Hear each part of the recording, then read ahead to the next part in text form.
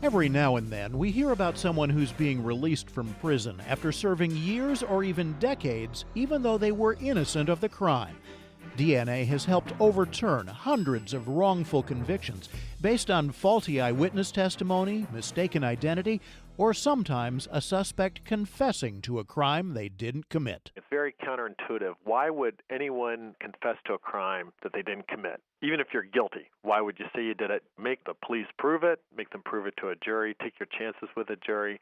And then it's doubly counterintuitive when it's someone that didn't do the crime that for some reason ends up confessing to it. Dr. Max Gwill, Associate Professor of Psychology at Iowa State University, has studied the psychology that creates false confessions. He says while they're rare, they happen more than you would hope. The first 250 individuals that they looked at, that they got proven DNA exonerations, so people who were excluded from being the suspect, 16% of them provided false confessions. So that's getting up to 1 in 6 people. And you start wondering, what is it that could lead a person down this road? The answer, as research by Gwill and others shows, is a combination of an innocent suspect's mindset and police interrogation techniques that result in powerful psychological coercion. But no matter how persuasive those methods are, most people and most jurors simply can't conceive of ever buckling to pressure.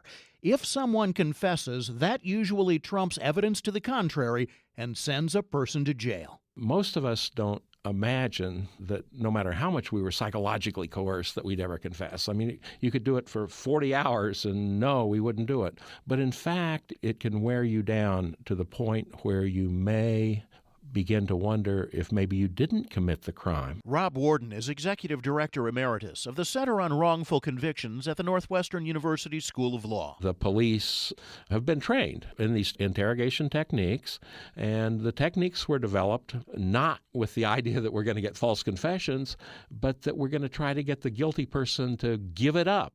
It turns out, though, that the techniques are so powerful, they will work on the innocent as well as the guilty. These techniques are taught in police academies. It's called the Reed technique. It was invented by John Reed and Fred Inbaugh, who was a professor at Northwestern Law School. And their intentions were good. They didn't intend to harm anybody. They wanted to make police more efficient, solve crimes faster. That's all. And nobody suspected for many, many years until DNA came along and we were showing that, hey, how is it that you got all these confessions? Now, it's important to note that we're not talking about allegations of brutality to get a confession. But legal psychological tactics, including empathy and minimization, can be very persuasive. Interrogators may say something like this. We believe you when you say that you think you didn't do it, that you may be suffering from a self-protective amnesia. Now, if maybe you could just kind of speculate on how you might have done this. This is a very common phenomenon, by the way, for somebody like you who has never committed a crime and a good person and have done something so out of character that you've just literally wiped this out of your memory. It's that bad. And before you know it, you're speculating on how you might have committed it, and that is being construed as a confession. But why on earth would an innocent person admit to even that? Gwill and his team have shown that the innocent have a different mindset than the guilty when they're first accused of wrongdoing. The scientists developed an experiment where college students were brought into a project wired to measure nervous system activity, and then half of them were lured into helping another student with his answers. A little later, all of the students, both the innocent and guilty, were accused of academic fraud, which could get them kicked out of college. After a brief interrogation, the students were given a minimization statement. We promise nothing, but if you sign this confession, things will probably go better for you. As you would expect, most of the guilty participants confessed, 93% of them. Whereas the innocent participants who haven't done anything wrong, actually 43% of them signed the confession statement, admitting to having cheated on the triangle problem. What's more, the sensors attached to the students showed that the innocent reacted completely differently than the guilty when they were first accused. The innocent people showed less blood pressure and heart rate reactivity. Everybody's blood pressure went up, but the blood pressure of the guilty went up more because they, oh my God, I did something that's terrible and they caught me. Whereas the innocent are like, oh, this is weird, I'm being accused of something, but it's not a big deal because I didn't do anything wrong and they'll find that out. So the idea is that this indicates that they're feeling less stress, and because of that, you are not as worried as someone else. Then you may not take the situation seriously enough, realize the gravity of the situation, and take the measures that you should to protect yourself. Gwill says that's reflected in real life when innocent people are brought in for interrogation. They have a different mindset that makes them vulnerable to admitting to a crime they didn't commit. Innocent people are much more likely to waive their Miranda rights and the right to seek counsel. And they're thinking like, they're not really interested in me because I didn't do the crime, and I'll just explain it to them. I'll tell them where I was. They'll look into it. They'll check out my story. So the innocent person has their guard down when they go into an interrogation, and they think that the purpose of the interrogation is to learn the truth. But in the minds of the interrogators, when they have identified a suspect, that is the person they think did the crime. And the goal of the interrogator is to get a confession.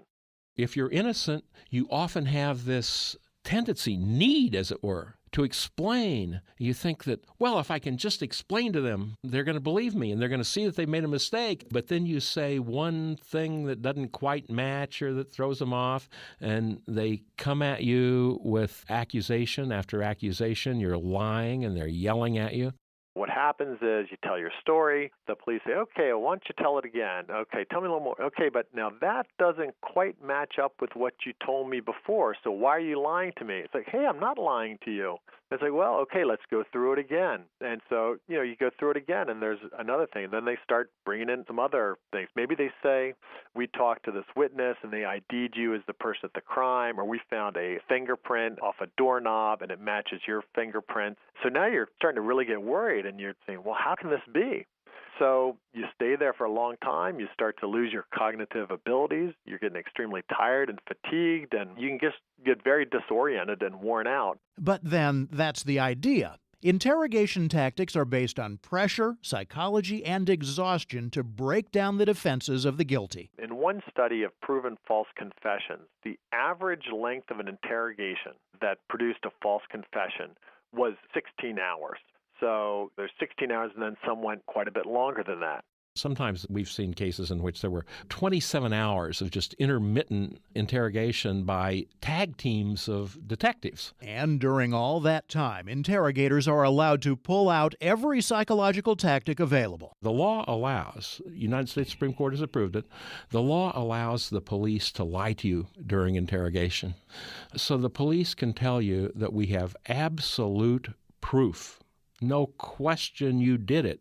We found the murder weapon in your room. It has your fingerprints on it and the victim's blood on it. There's blood on his shirt that we found in your room. There's no question that you did it. In the face of all that, Gwill says many exhausted innocent people decide that confessing is their best option at the time, again, not realizing the implications of a confession. You feel like, well, I will confess. I'll get out of this interrogation, and then they'll look into this case some more, and then they'll find out that I'm not the right person. But once you sign that confession itself is evidence, and it's very compelling evidence and very strong evidence in court and before juries. So it's never a good idea to confess, especially if you're innocent. Now, you may be wondering where a person's lawyer is through all of this. Yes, you have a right to an attorney, but Warden says you have to ask to get one. If an innocent person's guard is down, they may not think they need a lawyer, and then they often think they can't change their mind later on. Often what has happened here is, we have become, as a society, we've watched television so many times. Every time they arrest somebody, you have a right to remain silent. You hear the Miranda warning. It's something that is just echoing in your head. But hey, if you're innocent, you don't care about the Miranda warning. You want to explain that I didn't do this. So Gwill says if you're ever brought in for interrogation and read your rights, you should lawyer up, as they say. Call your attorney and don't say anything until he arrives. Then there are the police. Both Gwill and Warden say they're trying to do their jobs the way we want them to, and they don't like false confessions either.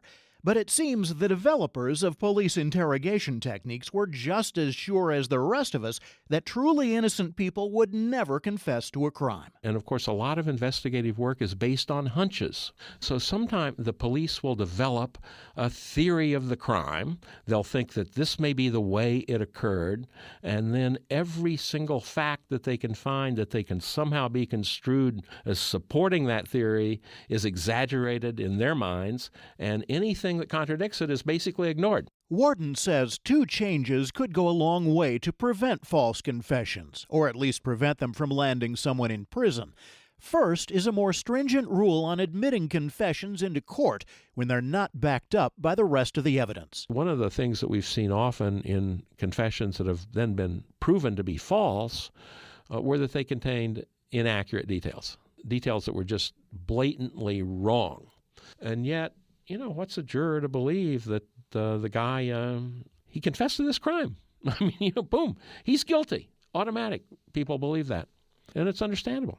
It's understandable. That's why we need to have a higher bar to letting this stuff into court. Warden has also long advocated electronic recording of interrogations from beginning to end. Juries can see how long the interrogation lasted, what was said, and how well it matches the facts of the case. It eliminates any false accusation of abuse or that promises were made. So you don't have motions to exclude, you don't have motions to suppress the confession, take court time and prosecutor's time and public defender's time. Everybody wins. It's good for the police. It protects the police. It protects the innocent. We get the right people, remove violent criminals from the street. We're more likely to get them because we don't stop the investigation when we've in fact got the wrong guy. More than half of the states now call for recording interrogations, and many local jurisdictions do in the rest of the states. So Warden says in the future we should see fewer cases where innocent people end up serving time based on a confession they want to take back once they've had a few hours of sleep. You can find out more about all of our guests through links on our website, radiohealthjournal.net. I'm Reed Pence. Is your daily routine putting you at risk for catching the cold or flu? Each year, there are 1 billion cases of the common cold or flu in the U.S., which typically begins when virus droplets are inhaled from a sneeze or cough or transmitted by touch. Placing yourself within close proximity to infected people or surfaces may put you at a higher risk. Curad Chief Nursing Officer and advisor to the American Nurses Foundation, Marty Moore, has a few suggestions for staying protected. We all know it's impossible to never leave your home or wear an outbreak contamination suit to ward off germs. But you can assess your risks and take simple steps to help protect yourself, such as using hand sanitizer, wearing a Curad antiviral face mask when out in public, and avoiding excessive workouts. Whether you're a working mom, stay-at-home dad, or college student, Marty advises all people to take a cold and flu assessment quiz and receive a personalized protection plan at curad.com.